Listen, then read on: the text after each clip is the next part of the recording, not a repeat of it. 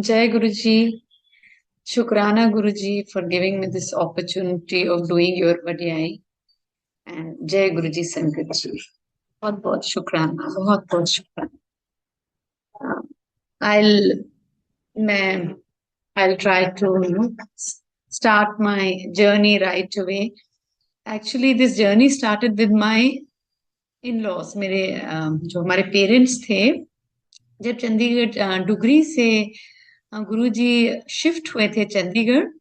तो वो 33 सेक्टर या कहीं रहते थे. तो मेरे इन लॉज को भी किसी ने बोला एक्चुअली ये जो मानिक शॉ आर्मी चीफ थे, फील्ड मार्शल मानिक शॉ, उनके जो स्टाफ ऑफिसर थे general Dipendra, actually he introduced my father in law and mother in law to Guruji. तो वो लेके गए गुरुजी के पास उनको. मेरी मदर इन लॉ को स्ट्रेट अवे गुरुजी से प्रेम हुआ. बहुत कुछ कनेक्शन. एक तो उनको गुरबानी का शौक था, बहुत अच्छा लगा उनको. लेकिन पापा बड़े वो उस फैमिली से थे मेरे फादर इन लॉ जहाँ गुरु ग्रंथ साहब को पूजा जाता था. और वो बहुत स्टॉन्च सिख्स थे कि वो किसी देह गुरु को एक्सेप्ट करने में उनको थोड़ी मुश्किल थी. तो उनको तो राइट अवे उतना कुछ समझ नहीं आया, लेकिन मेरे मदर इन लॉ को कुछ बहुत अच्छा लगा और वो जाते रहे वहां.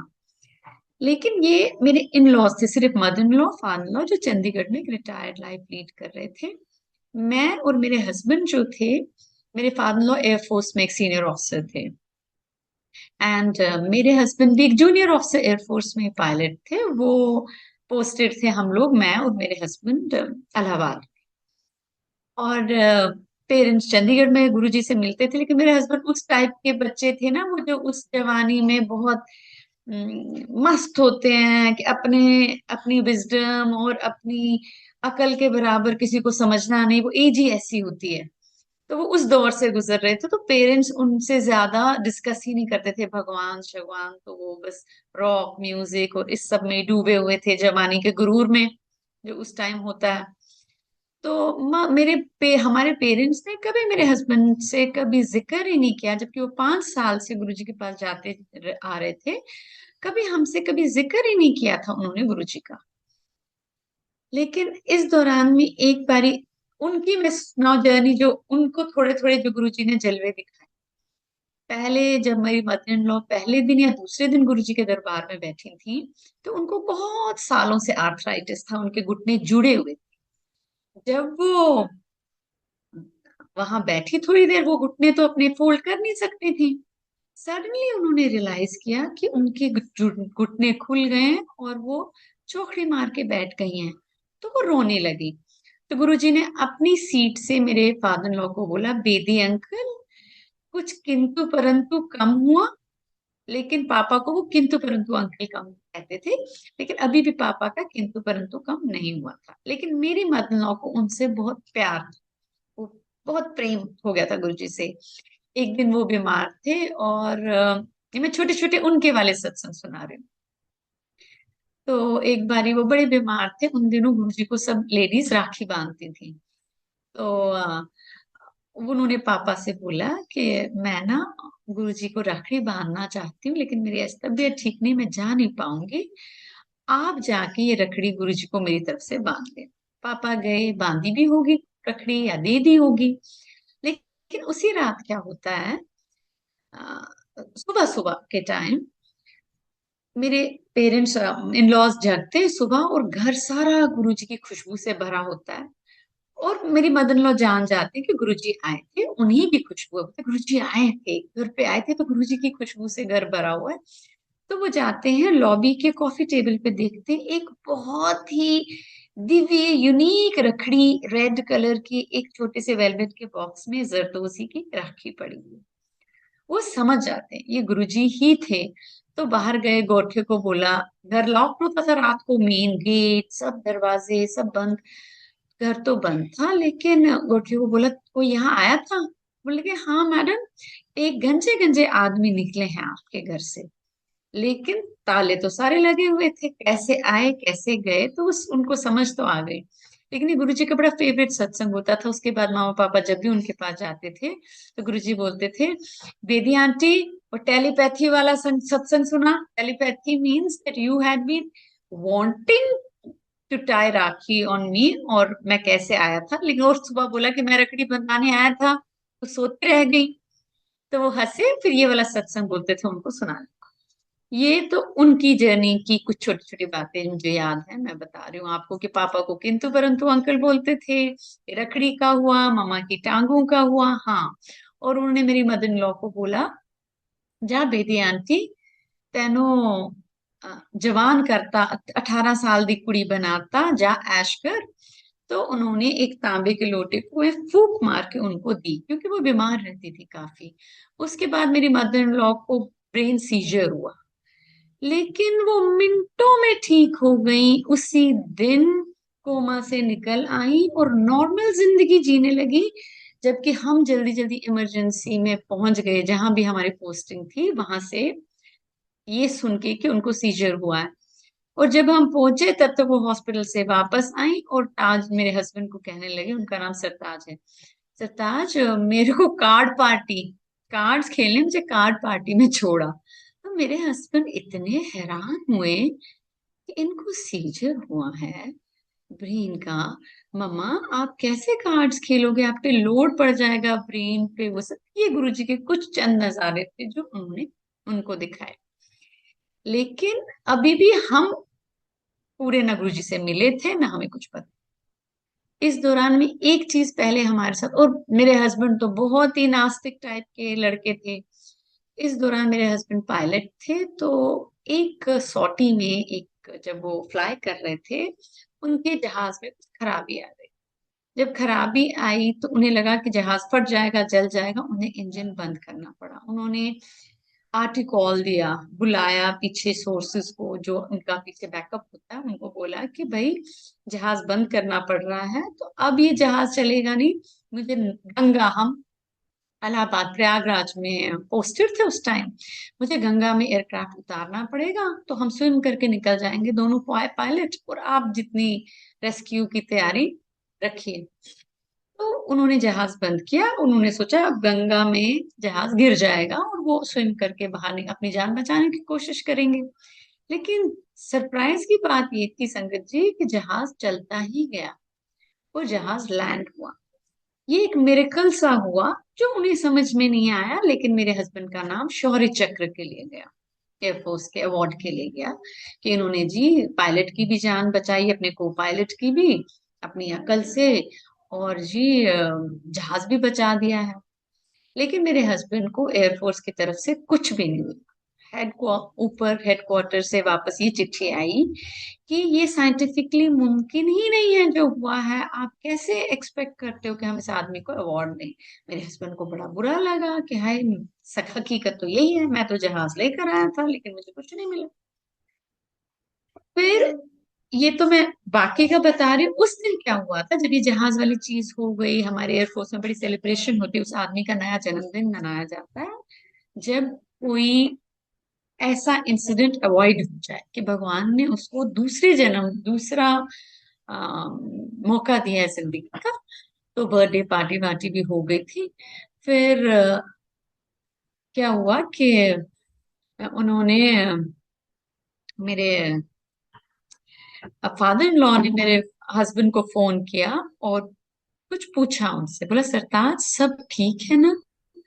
हम यूजुअली ये बातें, क्योंकि मेरे father in law fighter pilot थे, तो मेरी मदर इन लॉ कभी नहीं चाहती थी कि मेरे हस्बैंड भी पायलट बने। मेरे हस्बैंड हेलीकॉप्टर पायलट है, फाइटर पायलट नहीं है। तो वो कभी नहीं चाहती थी उन्हें, तो जबरदस्ती मेरे हस्बैंड बने थे, और उनको बड़ा वादा दिया था कि कभी कुछ नहीं होगा मम्मा, आप मत डरना।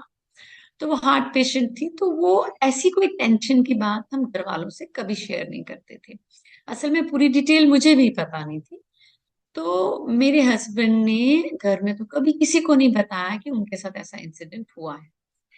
लेकिन जिस दिन ये हुआ था, उसी दूसरे तीसरे दिन मम्मा पापा गए होंगे गुरुजी के पास, और गुरुजी ने मम्मा को बोला, बेदी आंटी तेरे बेटे का जहाज तो बड़ा भारी था, मेरी सारी पीठ नीली हो गई, पीठ पे लेके आया हूं तेरे बेटे का जहाज, जा गायों को गुड़ और चना खिला। उनको तो समझ में नहीं आई, क्योंकि हमने उनसे कोई ऐसा जिक्र करा नहीं था। मेरे हस्बैंड ने।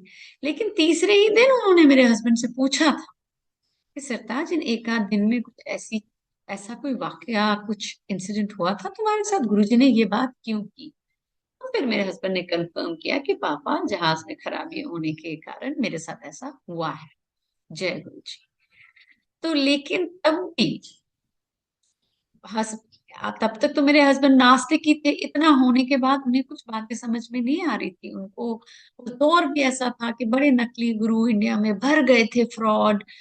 तो मेरे हस्बैंड बोलने लगे, इनका जो नेटवर्किंग का है ना, गुरु जी जो भी हैं मम्मा पापा के, अभी हम गुरु जी से मिले नहीं थे, कि नेटवर्किंग बड़ी फास्ट है यार, जो सीक्रेट एयरफोर्स में नहीं पता किसी को, कैसे एक दिन में इनको इंफॉर्मेशन पहुंच गई है। एयरफोर्स ने भी ये बात इतनी आउट नहीं की, इतना सीक्रेट रहती हैं चीजें फोर्सेस में, इतना जल्दी जल्दी आग की तरह आज का जमाना तो था नहीं कि मैं 20 साल पुरानी बात कर रही हूँ, एकदम बात उड़ जाए।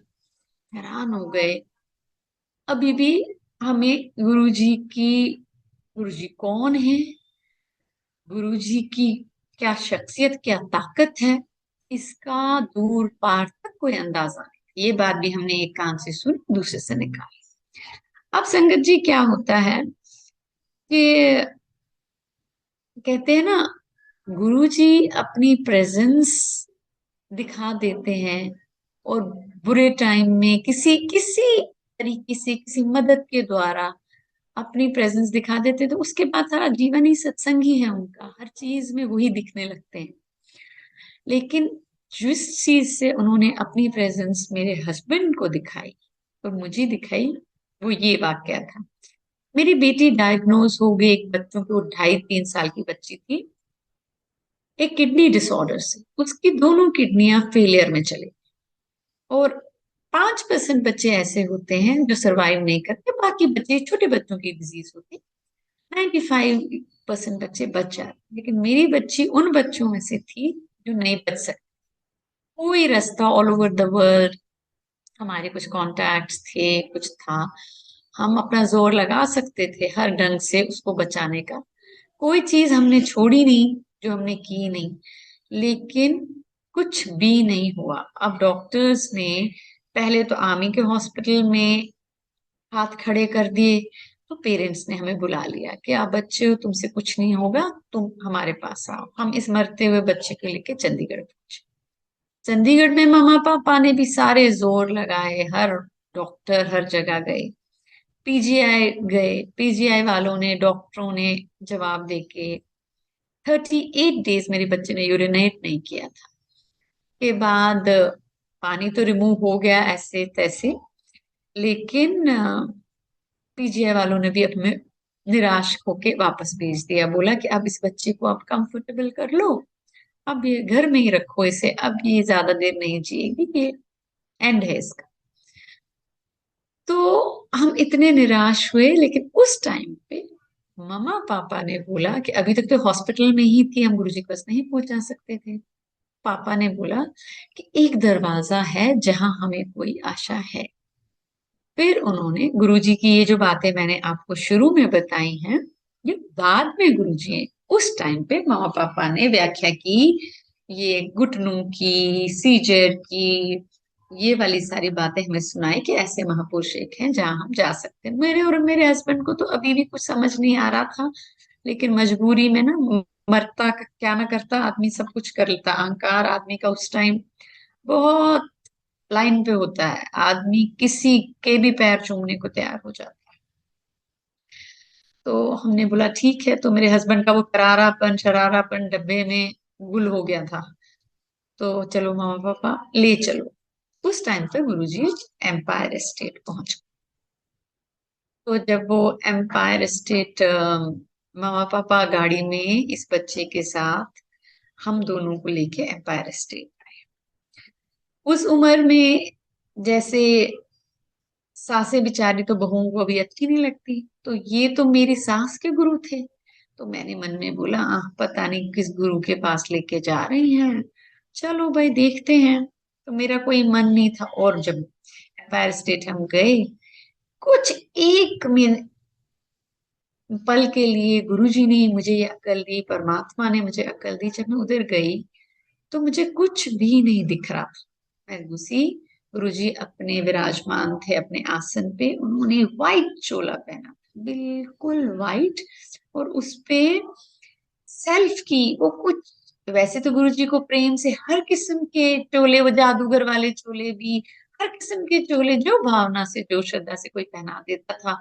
वैलेंटिनो से लेके मामूली सिंथेटिक चोला भी जिस भक्त ने जिस श्रद्धा से पहनाया होता था, हर किस्म के होते थे। लेकिन उस दिन तो बहुत ही रॉयल चोला था, व्हाइट में था, बहुत ही एरिस्टोक्रेटिक चोला किसी ने पहनाया था। विराजमान थे, ब्लैक कलर की वेलवेट जूतियां नीचे थी। मैं जब गई तो पहले तो मुझे लगा ये तो जो आदमी के वो प्री फिक्स्ड आइडियाज होते हैं ना महापुरुषों की, कि वो कॉटन के चोले में होंगे, मामूली सा बड़े साधु टाइप, वहां वैसा कुछ नहीं था। गुरुजी तो राजा महाराजा से लग रहे थे। दो, चोला बहुत ग्रेसफुल था। तो वहां बैठे भी एमआरएफ टायर्स के ओनर रौनक सिंह, मेनका गांधी, अरुण शौरी, ऐसी ऐसी शख्सियतें थी। 3 स्टार जनरलों के कम कोई था ही नहीं। तो मेरे मन में वही आया कि मेरी मदर इन लॉ भी थोड़ी हाई फाई है, ये गुरु भी कोई हाई फाई है। बट थोड़ी अकल भगवान ने मुझे ये दी उस पल कि तू इस दरवाजे पे झुक जा। तो मैंने अपना सिर, उनके पैर तो दूर थे, पैर से पैरों पे जूतियों पे नवाया और उनकी दोनों जूतियां मैंने चूम ली। बस कुछ इस चीज का मुझे शुक्र करती हूँ मालिक से, बड़ा खुशी होती है कि कम से कम उन महा मतलब महाशिव के जूते तो चूमने का मौका मिला मुझ बेवकूफ को, जबकि मुझे समझ कुछ नहीं आ रहा था। इतने दुख में थी, मैं खास देख नहीं रही थी कौन था वहां क्या था, लेकिन कुछ कुछ बड़ी बड़ी सेलिब्रिटीज, और जो मुझे आसपास माहौल लगा तो बहुत ही वेल ऑफ लोग थे, जो मैं माइंड में प्रोसेस नहीं कर पा रही थी। मुझे ऐसे लग रहा था ये क्या बस बहुत रईसों के गुरु हैं। मेरी छोटी अकल अकल का वो दायरा उस टाइम पे, और मेरे बुरे कर्म, जो भी पुराने कर्म मेरे साथ उस टाइम चिपके थे, जिसकी वजह से मैं बहुत ढंग से सफर कर रही थी, वो कर्म मुझे गुरुजी के बिल्कुल पास नहीं आने दे रहे थे। लेकिन गुरुजी ने तब भी दया विचार। तो पापा ने बोला गुरुजी हम बहुत आशा लेके आए हैं, कुछ दया कीजिए, मैं बच्चे लेके बड़ी उम्मीद लेकर आया हूँ, ये बच्ची बीमार है ऐसे। और गुरुजी पापा को चरणों की सेवा बहुत देते थे, किंतु परंतु अंकल तो बोलते थे। मगर गुरु पापा जो मेरे फादर थे बहुत ही पायस फैमिली से थे। उनके बड़ों ने बहुत भजन सिमरन किया था, बहुत भजन सिमरन किया, तो पापा खुद भी बहुत भजन सिमरन करते थे, गुरुजी वो देख पाते थे। मगर अभी उनका वो टाइम नहीं था गुरुजी से बिल्कुल परिचित होने का, तो उनको किंतु परंतु अंकल कहते थे, लेकिन उनको अपने चरण सेवा दे दे के उनकी काफी कल्याण करते थे। तो फिर अ, पापा को बोला कोई बात नहीं बेदी अंकल, आप 7 जुलाई मेरे जन्मदिन को आ जाना, कल्याण हो जाएगा। बड़े मंदिर, उस दिन बड़े अंदर जाना था। लेकिन हुआ ये, रास्ते में ही जब हम जा रहे थे इस फर्स्ट मीटिंग के बाद ही, मेरी बेटी का यूरिन जो एल्ब्यूमिन होता है जब किडनियां बंद हो जाती है, वो मिल्क के ड्रॉप से ही कुछ निकल रहा था। तो वो डिस्टिल्ड वाटर सा यूरिन करने लगी रास्ते में। वो एक सिकली सी बच्चा थी, बीमार थी, बातचीत भी कुछ नहीं करती थी, बोलती भी बहुत कम थी, मम्मा पापा से ज्यादा पापा या मम्मा मुश्किल से।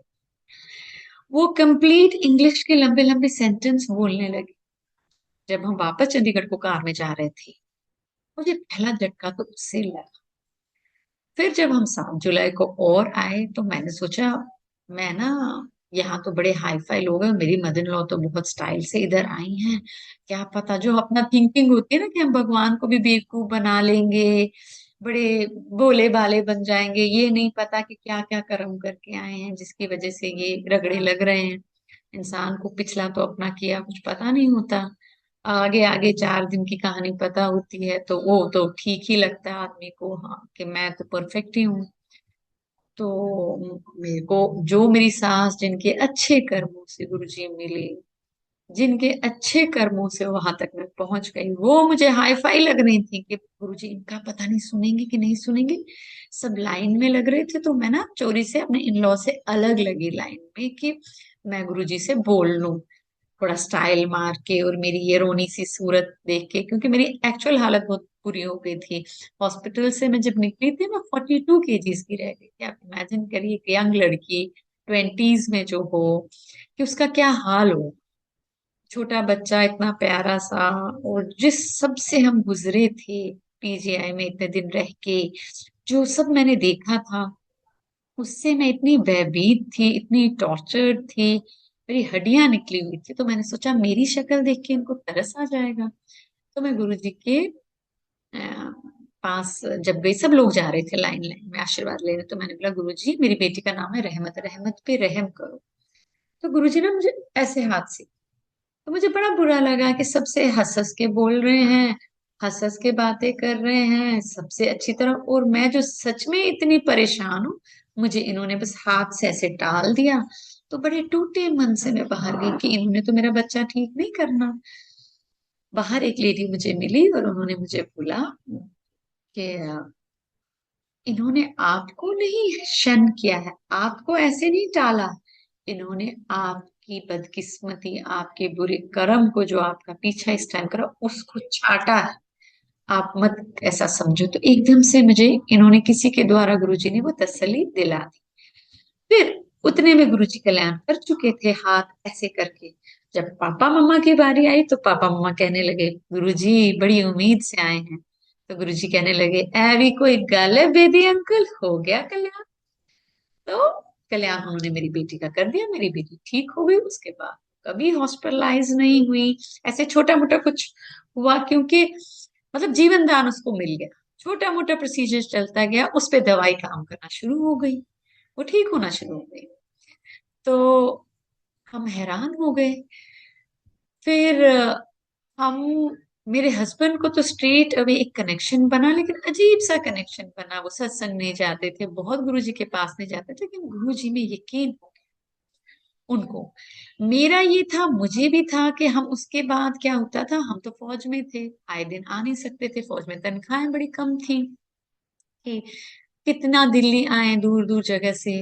लेकिन जब भी हमारी पोस्टिंग होती थी, हम पोस्टिंग के दौरान गुरुजी का शुक्राना करने आते थे, कुछ मांगने नहीं आते, शुक्राना करने हम उनसे मिलने आते थे। लेकिन संगत जी कहते हैं ना, बिन बोले वो सब जानते हैं। हर विजिट में हमारी फाइनेंशियल कंडीशन उस टाइम बड़ी खराब थी। मेरे हस्बैंड बड़े लापरवाह बच्चे थे, बहुत लापरवाह। उनकी कोई सेविंग नहीं थी, हमारे पास कोई रुपया नहीं, देला कहीं बचा नहीं। तो हम हस्बैंड वाइफ भी आपस में जिग जिग कर रहे थे, बच्चा हमारा बीमार। तो we were not in, our chips were totally down। हम, we were not in a very nice place। पहले गुरुजी ने हमारी बेटी को जीवन दान, दूसरा विजिट हुआ, हमारा घर बना दिया, हमने एक फ्लैट खरीद लिया। जबकि हमारे बैंक में केवल 10,000 रुपए थे, 10,000 से हमने वो फॉर्म खरीदा। वो कैसे गुरुजी ने किया, जितने का फ्लैट था उतना ही लोन हमें मिला, उससे ज्यादा, बल्कि जितने का फ्लैट मिला। और वो लोन कैसे उतर गया हमें पता ही नहीं चला। हमें हमने ऐसी बुद्धि हिम्मत दी कि हमने घर ले लिया। फिर हम दूसरा बेबी करने का सोच ही नहीं रहे थे इस फाइनेंशियल कंडीशन में, कि पहला बच्चा बीमार है, जो है सो है ऐसे। तो एक विजिट में क्या हुआ कि गुरुजी दूसरी दूसरी बारी प्रसाद दे रहे थे सबको। तो मुझे लगा कि लोग जा रहे हैं, वो बुला रहे थे, वो बड़े इशारे से, बड़ा तेज तेज इशारा करते थे। तो मैंने बोला चाहे मुझे बुलाए ना बुलाए, मैं भी जाती हूँ, थोड़ा सा अगर डांट खा लूंगी, डांटेंगे तो नहीं, ज्यादा नहीं देंगे, लेकिन मैं भी लाइन में दूसरी बारी प्रसाद खाने को लग गई। तो उन्होंने हाथ, मैंने ऐसे करके हाथ रखा, और उन्होंने मेरी तरफ कुछ ऐसे कुछ सेकंड्स के लिए देखा, और मुझे भी एक और लड्डू दे दिया। और वो लड्डू मेरा बेटा है। वो मेरा फिर कुछ दिनों में बेटा भी हुआ, हेल्दी, बिल्कुल स्वस्थ। जबकि हमारा कोई सेकंड बेबी करने का इरादा नहीं था। फिर एक विजिट में फॉरेन पोस्टिंग, जब भी हम जाते थे वो हर विजिट में एक रिटर्न गिफ्ट देते थे, जिससे हमारी अवस्था थोड़ी अच्छी हो रही थी, दुख कम हो रहे थे। क्योंकि वैसे भी मैं एक माइग्रेंट लड़की हूँ, I am a Kashmiri married to Sardar ji from Punjab. तो हम कश्मीरियों ने माइग्रेशन से बहुत दुख पहले ही झेला हुआ था। गुरुजी ने मेरी मदर इन लॉ से पूछा एनू किथे दिए। तो मेरी मदर इन लॉ ने शायद मुझे लगता है कि बोला कश्मीर, तो उन्होंने स्पेसिफाई करके वहां से बोला बारामूला भी है। मेरे को लगा मेरे कान बज गए यार, इनको तुमने कश्मीर बोला, इनको कैसे पता कि मैं बारामूला की। लेकिन तब भी समझ नहीं आया, मुझे लगा मेरे शायद कान बज रहे हैं, शायद बारामूला ही बोला होगा। तब समझ नहीं आ रहा था कि उनको सबका सब पता है। ऐसे ही उन्होंने इतना हमारी अवस्था बदली। लेकिन मेरा अपना एक ही ये हो गया था उस छोटी उम्र में, जब मैं हॉस्पिटल में रही और माइग्रेशन के दौरान जो मैंने बहुत दुख देखे थे, उसके कारण मुझे ये था कि मुझे नाम दान चाहिए जिससे मोक्ष मिलेगा। जैसे मोक्ष एक लड्डू है, उठाया और मुंह में ले लिया। तो मैंने सोचा कि गुरुजी कर तो सब देते हैं, गुरुजी का स्वरूप हमने अपने घर में रखा था। तो लेकिन ये होता था, काश गुरुजी नाम दान दे देते। गुरुजी दे तो देते हैं, इनमें पार तो है, कुछ सिद्धियां होंगी। ये मुझे नहीं पता कि शिव भी नहीं है, महाशिव है, ये सब कुछ दे सकते हैं। मुझे इतनी मेरी ना कमाई थी, ना मेरी इतनी नजर थी, ना कुछ था। तो मुझे होता था थैंक यू तो मैं कह देती हूँ इस पार को, इस फकीर को, इस सेंट को, जो हमेशा मुझे कुछ रिटर्न गिफ्ट दे देते हैं। लेकिन अभी टाइम है करण, और बोल सकते हैं। Hello. Yes, auntie, you have. तो फिर ये तो मुझे चाट पड़ गई थी कि ये इनके पास जब भी जाओ एक रिटर्न गिफ्ट मिलता है। ये सब दांतों के दाता है, ये है तो देने वाले। तो लेकिन मुझे था, मुझे तो मोक्ष चाहिए। उस उम्र में कुछ ऐसे वो पड़ गई थी दिमाग में ना, एक सनक सी कि मोक्ष चाहिए मुझे, मुझे और नहीं आना इधर। लेकिन ये नाम दान तो देते नहीं है, अगर नाम दान नहीं देंगे तो मेरा क्या होगा। मैंने कहीं किताबों में पढ़ा था, बहुत फकीर होते हैं, बहुत साधु होते हैं जिनके पास सिद्धियां होती हैं, जो आपको सारी दुनिया दे सकते हैं। लेकिन नाम दान केवल गुरु दे सकता है, जो आपको नाम दे। तो गुरु जी से अंदर में मैं इच्छा लेके जाती थी कि मुझे नाम दान दे। फिर मैंने एक बहुत उत्तम उच्च कोटि के गुरु से नाम दान भी लिया। 15 साल में उस स्कूल में भी गई। और गुरुजी का लेकिन एक और मैसेज, जब मैं तीसरी चौथी बारी गुरुजी के पास गई थी और बाहर थी, एक जनरल वर्मा की वाइफ थी, अनीता वर्मा थी उनका नाम था। तो वो मुझे बोलते कि वो पहले साईं भक्त थे, फिर वो गुरुजी के शरण में आए। लेकिन गुरुजी ने उनसे मजाक में बोला, वर्मा आंटी दो दो अकाउंट खोल दी है, घाटा खाएंगी। तो वो एक मैसेज मेरे दिल में पड़ गया था कि गुरुजी बोल का ये हुक्म है कि आओ तो वन पॉइंटेड आओ, जगह जगह अकाउंट मत खोलो, उस संत को भी तंग करना। इस सब कुछ मेरा ही है। जो मुझे बाद में समझ आई कि जब मैंने ही सारे लगा रखी हैं ड्यूटियां, राम के घर में काम करें सब संत, इन संतों को मैंने ही ड्यूटियां बांधी हैं। इनसे भी दान लेने जाते हो, फिर यहाँ भी लेने आते हो, तो क्या मतलब है। जो उधर मैं दिलवा रहा हूँ वो भी तो मैं ही भेज रहा हूँ वहां। अगर हेड ऑफिस में आ रहे हो तो फिर हर जगह कटोरा लाके लेके जाने की जरूरत नहीं, सप्लाई यहीं से वो। तब मुझे समझ, लेकिन मेरे दिल में एक भय पड़ गया कि ये बहुत बड़े हैं, अगर मैंने अपना आमदान लिया है तो मुझे अब बहुत बार बार नहीं जाना चाहिए। वो बात बात की बात है, उससे पहले लेकिन मेरे हस्बैंड तो जाते रहे बीच बीच में, जब भी मौका मिला। अंदर मन बेईमान होता है ना। ये लालच तो रहता था कि मोक्ष तो मैं अपने गुरु से ले लूंगी, लेकिन जो ये सेंटा क्लॉज गुरु हैं, यहाँ जब भी जाओ इतने बड़े बड़े तोहफे मिल जाते हैं। मन लोभी होता है। अ, मौका जब भी मिलता था जाने का दिल बहुत करता था कि जब भी जाएंगे कुछ तो वापस पाएंगे, कुछ तो वापस लेकर आएंगे। ये मुझे समझ आ गई थी। तो मैं पति के बहाने चली जाती थी, लेकिन पति मेरे तो बिल्कुल लोभी नहीं थे, वो तो सिर्फ प्रेम से शुक्राना के लिए जाते थे। वो कभी कुछ मांगने, कुछ लालच से तो कभी नहीं जाते थे। वो बस एक थैंक यू करने जाते थे को कि वो आपने हमारी बेटी बचाई। लेकिन ये मैं कैलकुलेशन वाली थी कि मैं तो रिलेट करने लगी, चीजें देखने लगी, ये इतना कोइंसिडेंस कैसे होता है। कि हम इनसे मिलने जाते हैं और एक कोई बड़ी सी समस्या सॉल्व हो जाती है लाइफ में एक लंगर खाते, हर लंगर के बाद। ऐसे ही एक थैंक यू विजिट में हमारी और पोस्टिंग हो गई थी जोधपुर। तो हम दिल्ली के द्वारा थ्रू जाते थे और दिल्ली में गुरुजी से आशीर्वाद लेके आगे जाते थे। इस दिन क्या होता है, हम भूल गए कि हम वेंसडे को एम्पायर स्टेट गए। उन्होंने बोला आज तो गुरुजी नहीं आ सकते, हम वो सुदामा का सत्तू लड्डुओं का एक मामूली सा डब्बा लेके जाते थे, फौजी तो इससे ज्यादा कुछ अफोर्ड करते नहीं थे, लेके जाते थे। शुक्र करो कि उन्होंने वो सेवादारों ने वो डिब्बा लड्डू का ले लिया, नहीं तो कई बारी किस्मत खराब हो, दुख होता है कि वो भी लौटा देते। इतना उन्होंने मान रखा, अच्छा आप ये लड्डू छोड़ जाओ, कल आना, गुरुजी आज नहीं बैठेंगे। मेरा मन बड़ा दुखी हुआ, लोभ भी था या गुरुजी का प्यार था जो मैं एक्नॉलेज नहीं करना चाहती थी। देखिए, जो आपको इतना सुख दे, इतने दुखों से निकाले, उनके लिए लॉयल्टी और लव तो हो ही जाता है, प्यार तो हो ही जाता है। ऐसे देने वाले से, ऐसे दाता से, ऐसे दयाल से प्यार हो ही जाता है। लेकिन मैं उसको दबा रही थी, ये सोच के कि नाम दाम तो इनका नहीं लिया है और ये बोल रहे हैं दो दो अकाउंट नहीं खोलना। लेकिन अब तक मैंने अभी नामदान नहीं लिया था। मैंने उस दिन सोचा गुरुजी मुझे बुला लो ना, कुछ करो जो मैं आपसे मिल सकूं। संगत जी, हम एयरपोर्ट पहुंचते हैं और एयरलाइंस वाले हमें बोलते हैं कि हम आपको ना 3 दिन रख लेंगे होटल में, यही हम आपका खर्चा उठाएंगे, 3 दिन बाद दूसरी फ्लाइट जाएगी, आज कोई फ्लाइट नहीं जाएगी। तो मैं बहुत खुश हुई। मैंने सोचा देखो गुरुजी ने कर दिया। मैंने ताज को बोला देखो गुरुजी रोक रहे हैं हस्बैंड को, हमें रुक जाना चाहिए।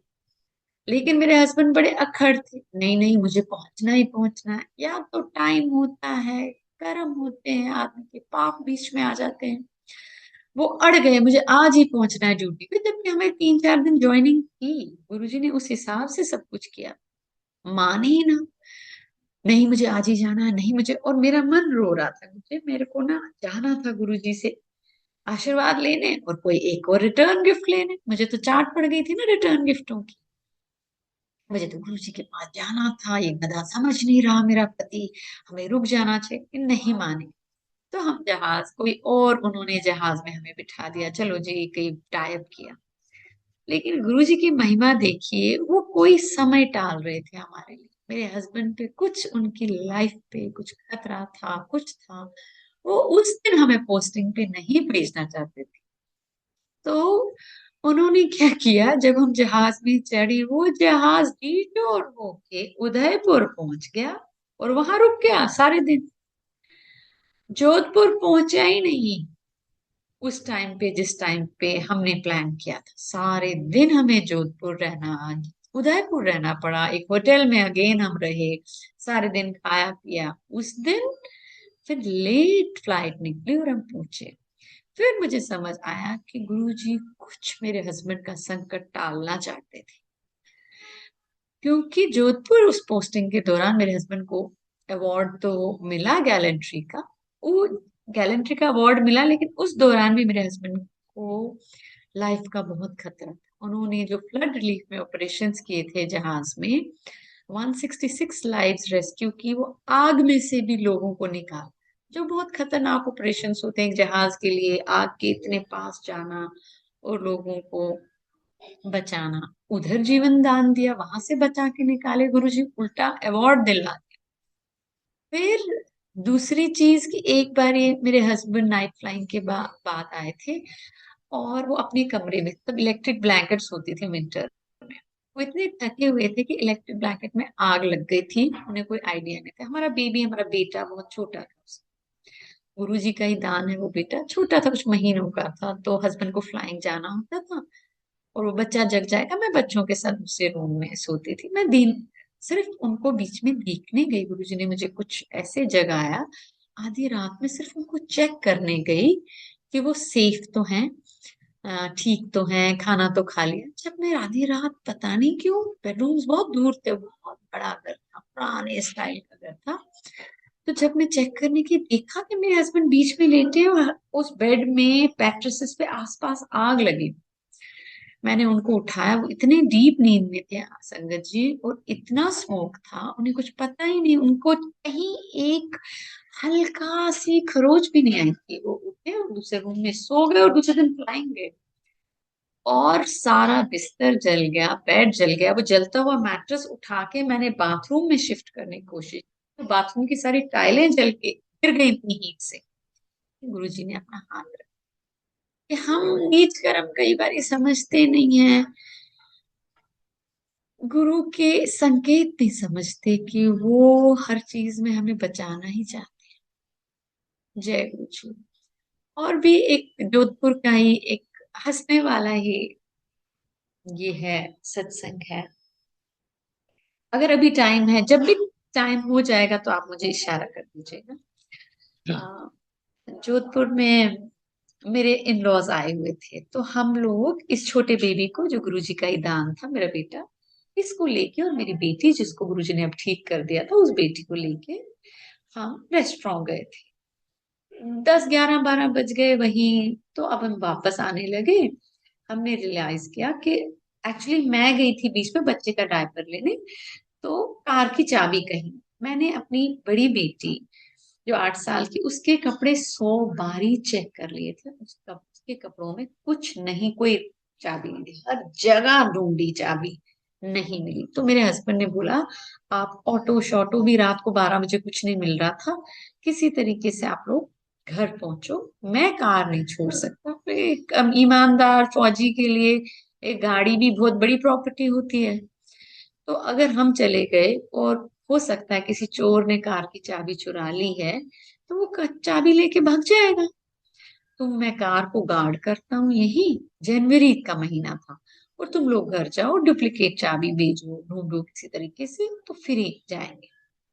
संगत जी, हम, मेरे इन लॉज, मैं और बच्चे वापस आ गए घर, और मेरे हस्बैंड, जनवरी की रात को रेस्टोरेंट बंद हो गया, सारी शॉप्स बंद हो गई, हाईवे पे अकेले उस गाड़ी के साथ ठंड में बैठे हुए थे कि घर से कोई चाबी आएगी। घर पहुंचे, घर की चाबी भी उसी चाबी के गुच्छे में थी, तो कुछ दरवाजा तोड़ वोड़ के, कांच, बेटी को अंदर किया किसी तरीके से, हम अंदर पहुंचे। हमने देखा कि कहीं भी डुप्लीकेट चाबियां, ताले कुछ नहीं मिले।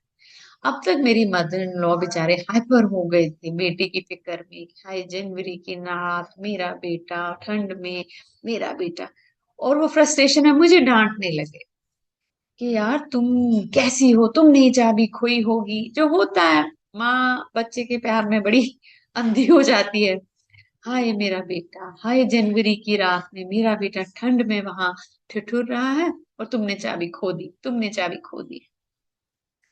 संगत जी, अब मुझे कुछ समझने आए, और मैं जेन्युइनली वरिड हो गई कि पूरी रात मेरे हस्बैंड कार के बाहर कैसे टाइम कटाएंगे।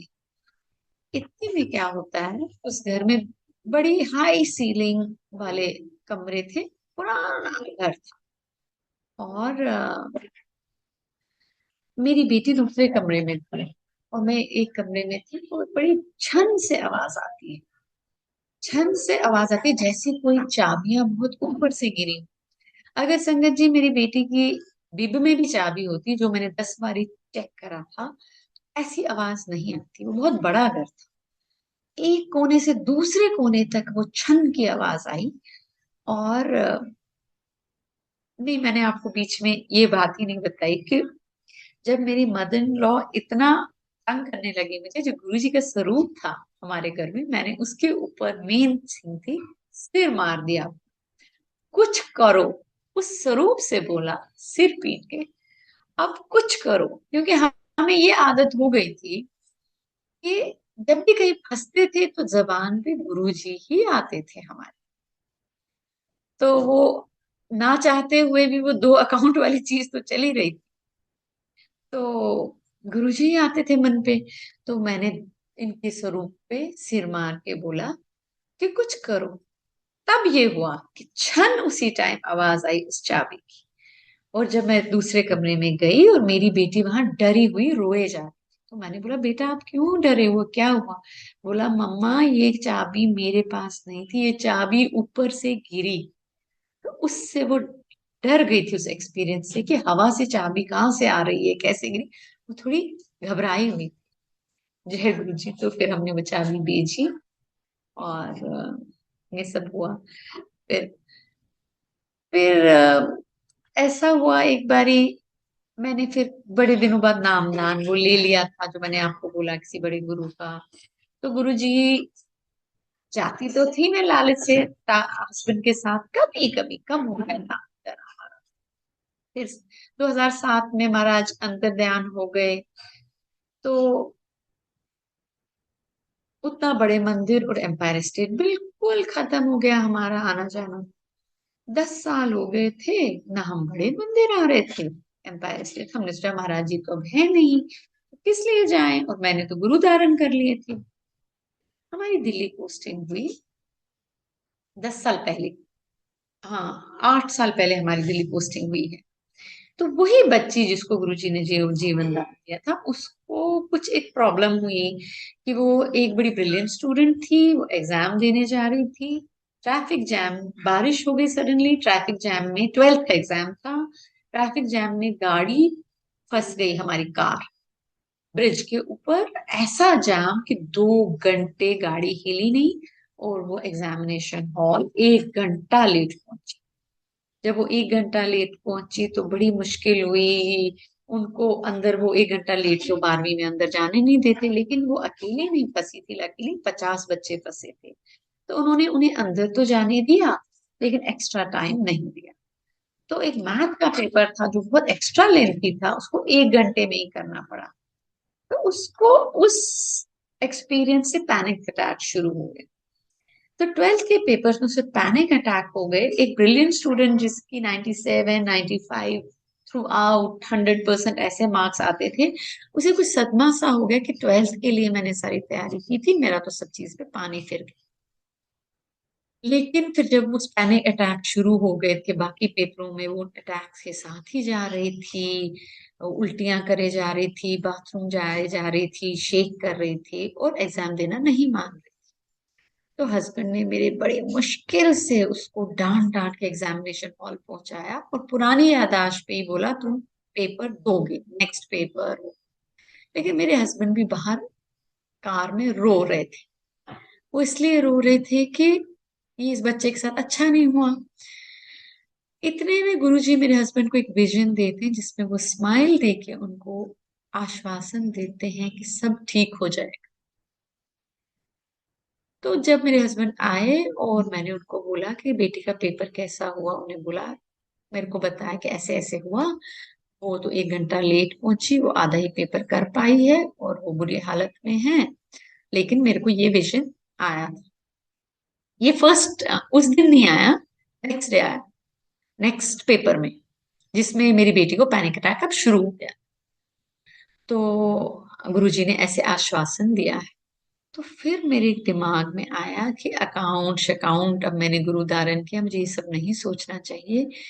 जिस गुरु जी ने रहमत को, मेरी बेटी को जीवन दान दिया है, मेरे को उन्हीं के दरवाजे पे जाना चाहिए। तो मैं इस बेटी को लेके बड़े मंदिर गई और मैंने गुरु जी को बोला, गुरु जी आपने इसे जीवन दान दिया है, आप ही अब इसे ठीक करो। क्योंकि उसके फिर वो रेगुलर पैनिक अटैक्स होने शुरू हो गए। फिर उसके पैनिक अटैक्स ठीक हो तो उसको मैं लंगर खिलाने बार बार ले जाने लगी बड़े मंदिर। इसमें मैं गुरुजी से दरवाजे पे माफी मांग लेती थी, गुरुजी आपने बोला है 2 अकाउंट नहीं खोलने, लेकिन मेरे गुरु हैं, लेकिन इस बच्ची को कौन लेके आएगा, मुझे ही आना। जबकि मुझे खुद लालच होने लगा था उस लंगर का, मुझे खुद बहुत अच्छा फील होने लगा। वो गुरुजी का हमारा फाइनल न्योता था शायद। फिर बेटी मेरी तो ठीक हो गई, सब कुछ ठीक होने लगा। लेकिन अब की बारी जब मैं बड़े मंदिर गई, तो बड़े मंदिर का दर छोड़ने का, मैं बहुत शशुपंज में पड़ गई कि गुरुजी ने बोला है 2 अकाउंट नहीं खोलना, यहाँ से गुरु छोड़ने का शाप बहुत बड़ा है, मुझसे इतनी बड़ी गलती हो जाएगी, मैं क्या करूं। और ये भी मैंने नोट किया था कि जिस दौरान मैंने गुरुदान लिया भी था, दिन 15 साल, मुश्किल के टाइम सिर्फ गुरुजी का ही लफ्ज मुंह पे आता था, गुरुजी गुरुजी गुरुजी बचा लो। एक और बारी की बात है, जब मेरे बेटे को ये पैदा होना था, तो मेरे हस्बैंड चंडीगढ़ में थे। मैं अपने इन लॉज के साथ जम्मू में थी, हम पोस्टेड थे वहां। तो जब मेरी लेबर स्टार्ट हुई तो मेरे फादर लॉ मुझे वहां के आर्मी हॉस्पिटल में ले गए, और मेरे हस्बैंड चंडीगढ़ में थे। लेकिन मुझे एक खतरे का आभास हुआ कि मेरे को और इस बेबी को खतरा है। लेकिन वहां के डॉक्टर कोई कोई सुन नहीं रहा था मेरी। वो कहते थे ये तो नॉर्मल डिलीवरी है, डॉक्टर सुबह आएंगे। तो मुझे लगा मैं सुबह तक नहीं बचूंगी। तो मैंने लेबर रूम में, गुरुजी को मैं प्यार से सरकार बोलती हूँ, तो मैंने बोला गुरुजी सरकार। वहां लोग, इतना पेन में थी मैं, वहां लोग जो लेबर रूम में बाकी लेडीज थी, नर्सेस थी, वो सोच रहे होंगे कोई पागल औरत है। तो मैंने जोर जोर से बुलाना शुरू किया। मैंने कहा गुरुजी सरकार, इसी पल इधर आइए, मेरी मदद कीजिए, मैं मुसीबत में हूँ, मेरी मदद कीजिए। क्योंकि जिस गुरुजी ने मेरे लिए चाबी मटेरियलाइज कर दी थी, जिस गुरुजी ने मेरे हस्बैंड को जीवन दान दिया, जिस गुरुजी ने मेरी बेटी को जीवन दान दिया, मन नेचुरली उस दर्द में, एक गृहस्थी को इतनी लोड, इतना नीडी होता है गृहस्थी, पल पल में इस जिंदगी में इतने इम्तिहान, इतनी जरूरतें पड़ जाती हैं। और जो ऐसा दयालु गुरु हो, जो एकदम बुलाते ही संभाल लेता है ना, आप हेल्प नहीं कर सकते उनको बुलाना। बस एक ही गिला रहता था, आप जीवन, आप नाम दान नहीं देते गुरु जी, आप नाम दान नहीं देते। तो लेकिन उस टाइम तो नामदान वामदान मोक्ष सब भूल जाता, जब फिजिकल इतना डिस्कम्फर्ट होता है। तो मैं बस सरकार अभी आइए, मेरी मदद कीजिए, अभी इधर आइए, आप अभी आइए। इतने में मेरे हस्बैंड, पता नहीं कैसे चंडीगढ़ में उन्होंने रात को कार ड्राइव करनी शुरू की, शाम को।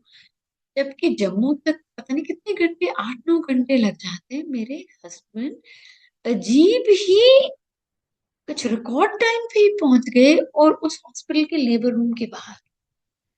इतना जल्दी कैसे पहुंचे, अभी तक उन्हें नहीं पता कि वो गाड़ी इतना तेज कैसे चली है, और वो पहुंच गए। और यूजुअली मेरे हस्बैंड अपने फादर का, जो कि मेरे फादर बहुत ही समझदार आदमी और बहुत सेंटली आदमी है, तो कभी नहीं टालते। पापा बोलने लगे सरताज ये पागल हो गई है, रात का समय है, हमें कौन सा हॉस्पिटल लेगा। मैंने हस्बैंड को बोला मुझे जल्दी से यहाँ से निकालो, या तो डॉक्टर, इनको बोलो डॉक्टर बुलाए। उन्होंने बोला नहीं सर, ये आपकी वाइफ नर्वस हो रही है, कोई ऐसी चीज नहीं, हम डॉक्टर नहीं बुला सकते। तो मेरे husband in laws, father in law समझाने लगे बेटा तेरा दिल घबरा रहा है, कोई ऐसी बात नहीं है। मगर मैंने हस्बैंड को बोला नहीं, आप मुझे अभी ले जाओ। आप मानेंगे नहीं, मेरे हस्बैंड जो अपने फादर की कोई बात नहीं टालते, पापा बोलते गए सरताज तुम पागलपन कर रहे हो, अगर इस हॉस्पिटल से हम निकल गए, रात का समय है, इसको कौन हॉस्पिटल एक्सेप्ट करेगा, ये अधमरी ना हो जाए रास्ते में। जैसे मेरे हस्बैंड कुछ सुन ही नहीं रहे थे, उन्होंने कार ली, अंडरटेकिंग साइन की कि मैं अपनी जिम्मेवारी पे अपनी वाइफ को ले जा रहा हूँ हॉस्पिटल से निकाल के, रात रात के 9:30 बजे। और उनसे ये भी रिक्वेस्ट की कि अगर हमें कुछ नहीं मिला आप हमें वापस ले लेंगे। उन्होंने भी कोऑपरेट किया, कोई गुस्सा नहीं किया, बोला हाँ हाँ हम आपको वापस एडमिट कर लेंगे, तो आप लेना चाहते हैं अपने पेशेंट को ले लीजिए। तो वो लेके मुझे चले गए वहां के बेस्ट नर्सिंग होम, जहाँ की ना मैं पेशेंट हूँ, ना मुझे कोई जानता है। वहां ये आज का जमाना नहीं था कि आज तो हर हॉस्पिटल, जम्मू छोटी जगह की नर्सिंग होम में बहुत सारे डॉक्टर्स ड्यूटी पे होते हैं, कुछ वैसा कुछ नहीं था वहां। एक ही लेडी थी, मिसेस डॉक्टर मदान करके एक डॉक्टर, जो बड़ी हाई प्रोफाइल डॉक्टर थी, वो विदाउट अपॉइंटमेंट ऐसे सी सेक्शन ये सब केसेस नहीं करती थी। आप यकीन नहीं करेंगे, वो लेडी वहां सोने का सेट पहने हुए, शादी के कपड़े पहने हुए, जो वेडिंग पार्टी के, ग्रीन कलर की साड़ी पहने हुए मेरा वेट कर रही हैं। और वो शादी छोड़ के आ गई हैं मिनटों में। 9:30 बजे रात को उन्हें कहीं वेडिंग पे जाना था, वो शादी आधे रास्ते में ही वो छोड़ के हॉस्पिटल पहुंची। उन्होंने जब मेरा वो स्कैन किया और बोला कि मेरे हस्बैंड को, हम लोगों को बाद में, कि बहुत कम टाइम था मेरे पास। मेरा बेबी, मेरा बेटा ऑलरेडी इन्फेक्ट हो चुका था, और मेरी बॉडी में कुछ ऐसी प्रॉब्लम्स थी कि मैं नॉर्मली एक बच्चे को जन्म दे ही नहीं सकती थी। अगर ये कुछ और घंटे वेट करते तो मैं और बच्चा बचते ही नहीं। तो उस लेडी ने इमिजिएटली सिजेरियन किया। मन बड़ा चोर है, तो मन में बड़े ख्याल आए कि ये बड़ा बिल बनाएगी, पता नहीं किस लिए ऐसा कर रही है, इतना प्यार दिखा रही है मुझे। बड़ा, ये बड़े बड़े हॉस्पिटल तो ऐसे, फौजी लोग तो बेचारे डर जाते हैं, बड़े बड़े सरकारी मुलाजिम ईमानदार बिलों से। मैंने सोचा पता नहीं कितना बिल बनाएगी, क्योंकि वहां उसने मुझे उस हॉस्पिटल का बेस्ट रूम दिया, हमें, मुझे का एक फैमिली रूम दे दिया, जो हॉस्पिटल जैसा था ही नहीं, कोई 5 स्टार होटल सा लग रहा था। और वहां ऐसी हमें ट्रीटमेंट मिली जितनी देर में वहां रही, कि मेरी जो दूसरी बेटी आती थी, वो सिस्टर्स आके उसके बाल बनाते थे, मेरे बाल बनते थे, वो कमरा सजा धजा रहता था, और दिन भर मुझे लोग अटेंड करते रहते थे, और मेरे बेबी को। तो मैं डरती रही कि एंड में हमें बहुत बड़ा फटका लगने वाला है, इस 5 स्टार हॉस्पिटल में बहुत बड़ा बिल आने। आप मानेंगे नहीं, हमारे गुरु इतने बड़े शहंशाह हैं, वो हम जैसे दुखी के लोगों को वीआईपी एक्सपीरियंसेस भी दे देते हैं, सब कुछ देते, वीआईपी कर देते हैं। उन्होंने वहां मुझे वैसा वहां वीआईपी ट्रीटमेंट दिया कि जब वो नर्सों को मैंने पूछा कि क्या बात है, मतलब यहाँ इतने लोग ड्यूटी पे मेरे कमरे में क्यों होते हैं, तो बोलने लगे डॉक्टर साहब ने बोला इस कमरे का खास ख्याल रखना है। मैंने सोचा इस डॉक्टर साहब को गलत फहमी हो गई कि हम कोई मिलियनर्स हैं, हम तो कोई इतने बड़े लोग नहीं है, पता नहीं कितना मोटा बिल थमाएंगी मेरे हस्बैंड को। जब बिल का टाइम आया, उन्होंने हमें बिल्कुल एक नॉर्मल बिल दिया, और बोला 15 दिन के लिए आप ना एक अटेंडेंट अपने साथ ले जाइए, 100 रुपीज पर नाइट, वो नाइट ड्यूटी करा करेंगे आपके बेबी की, आप, ताकि आपको रात को आराम मिले। ऐसा कहाँ होता है। अगेन जिस प्यार से, और पता नहीं उस टाइम गुरुजी ने क्या अक्ल दी, मैंने सरकार को बुलाया, और सरकार ने मुझ दुखी की औरत वीआईपी करके रानियों की तरह उस बेबी को इस दुनिया में लाया, और रानियों की तरह ट्रीट करवाया। जय गुरु जी, जय गुरु जी, जय महाराज। अब जब मेरी बेटी ठीक हुई, तो फिर मैंने अपने गुरु से आज्ञा ली, उनसे भी मुझे बड़ा प्यार था, लेकिन मुझे गुरु जी का, हर एक की जर्नी गुरु जी के साथ इंडिविजुअल है, अपनी है। लेकिन जब मैं गुरु जी के पास गई थी, जो वो सेंटेंस वर्मा आंटी ने मुझे बोला कि इनने अकाउंट ने दो दो अकाउंट खोल दी हैं, घाटा खाएगी, वो मेरे मन में रह गया कि मुझे 2 अकाउंट नहीं खोलने। मैंने अपने गुरु से अब आज्ञा ली, और महाराज के चरणों की शरण ली, और ये मांग करना भी छोड़ दिया कि आप मुझे मोक्ष दीजिए। मोक्ष मुझे समझ आ गया है कि चंगी चीज करके गुरुजी मोक्ष को शायद एड्रेस करते थे, लेकिन मोक्ष भी उनकी मर्जी है। जब आदमी की पात्रता हो, आदमी के मन की ऐसी सफाई हो, ऐसी अवस्था हो, तो शहंशाह खुद दे देते हैं। लेकिन उससे पहले ऐसी बड़ी बड़ी चीजों की आदमी, मेरे जैसा साधारण आदमी मांग करे, अंदर इतनी इच्छाएं तृष्णाएं भरी हुई हैं, अंदर अवस्था एक बिल्कुल नर्सरी के बच्चे की है, और वो पीएचडी वाली डिग्री मांग रहे हैं, तो वो भी एक छोटी मतलब इमेच्योरिटी ही होती है। और फिर एक बारी मैं एक शब्द सुन रही थी कुछ दिन पहले, तो कहते कि तुमसे राज न मांगे, मुक्त न मांगे, हम केवल आपकी चरण प्रीति मांगते हैं। I am just telling you the meaning. कोई है कि बस अब गुरु जी के चरणों की प्रीति में ही सब कुछ है, जब जो जिस लायक समझेंगे दे देंगे। और भी सत्संग हैं छोटे छोटे। आई थिंक आज के लिए बहुत हो गया। जय गुरु जी, जय गुरु जी, जय। थैंक यू संगत जी, मैंने आपका अगर ज्यादा टाइम दिया तो इसके लिए मुझे माफ कर दीजिएगा।